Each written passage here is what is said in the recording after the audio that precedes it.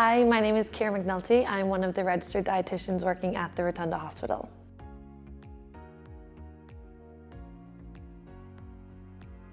There are lots of key nutrients to be thinking about during pregnancy, but even prior to conception, we like to encourage taking folic acid at a dose of 400 micrograms per day.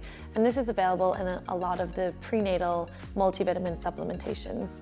Folic acid should be taken 3 months prior to conception and throughout the pregnancy as well. It's also important to take vitamin D. So all pregnant women should be taking vitamin D at a dose of 15 micrograms per day. Most antenatal multivitamins will have 10 micrograms of vitamin D included. So we can make up the extra 5 micrograms through diet alone, through foods including oily fish like salmon and sardines, fortified dairy products such as fortified oat milks and super milk as well.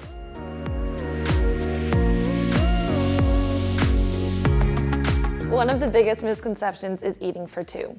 While we don't need to eat for two when it comes to calories, we probably need to think about eating for two when it comes to our smaller nutrients like vitamins and minerals. So we're not necessarily doubling our portion sizes during pregnancy.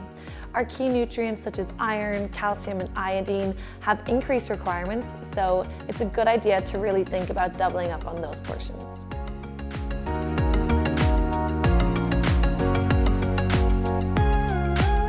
A healthy diet during pregnancy is different for everyone, but when we base our diet off of the food pyramid, it's a really good way to make sure that we're getting in enough of the right nutrients. That includes eating 5 to 7 portions of fruit and veg every day, 3 to 5 portions of whole grain carbohydrates, 3 portions of dairy foods like cheese, milk, and yogurt, 2 portions of protein foods like chicken or eggs, and having limited intakes of fat.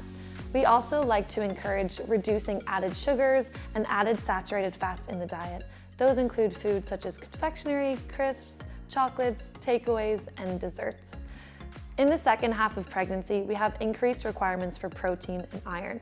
So we should be having 3 portions of lean protein and increasing your iron intake every day.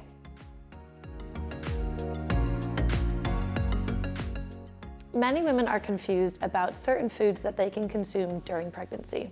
Let's answer some of the most common questions. Mayo. So mayonnaise may contain raw eggs if it is homemade. It's very important to avoid raw eggs in your mayo, but store-bought mayos are okay. Curry powder is safe to consume, but some women may find that they have acid reflux after eating spicy food. All fruit and veg, including grapes, are safe to eat during pregnancy. All meat and fish has to be well cooked during pregnancy. There are some fish that should be avoided entirely, and these include mollusks, which are oysters, mussels, clams, and scallops. Other fish should be avoided, which are high in mercury. These include marlin, swordfish, and shark.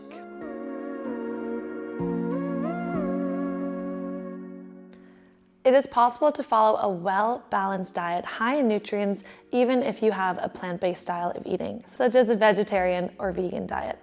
Some nutrients such as protein, iron, calcium, B12, and iodine should also be considered. If you're following a vegan diet, we recommend considering an omega-3 supplement.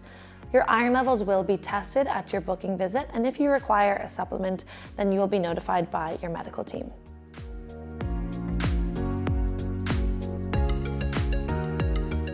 The rate of weight gain during pregnancy will be determined by your pre-pregnancy BMI or body mass index. If you have a normal BMI between 18.5 and 25, you should expect to gain 0.4 kilograms every week starting from the second trimester. If you have a low BMI pre-pregnancy, you should expect to gain 0.5 kilos every week from the second trimester.